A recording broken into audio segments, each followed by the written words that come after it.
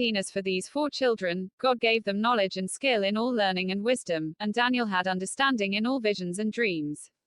18 Now at the end of the days that the king had said Heshol, bring him in, then the prince of the eunuchs brought him in before Nebuchadnezzar.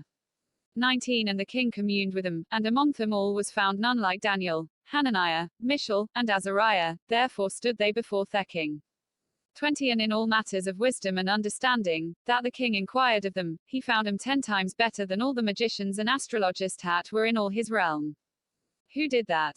God did. God gave them wisdom. I reminded God of what he did back there by giving that to them. That God is in me. Eternal life is his nature. I would say every morning, I have the nature of God, the life of God, and the wisdom of God in me. If somebody asked me, I would tell them.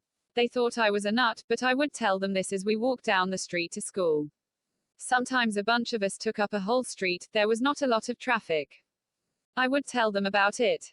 I would say, Daniel had favor with the prince of the eunuchs, we would call him the dean of the college. God, give me favor with every teacher, thank you for it.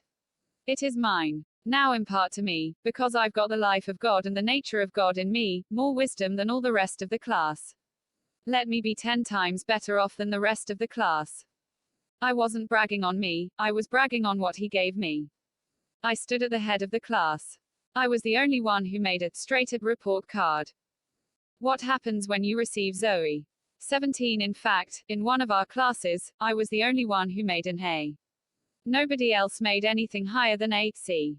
I could read a chapter of a history book, they tested me to see, put the book down, and get up and recite the chapter word for word. I didn't do that because I had developed my memory. I didn't know a thing in the world about memorization. I did that because I looked to my spirit.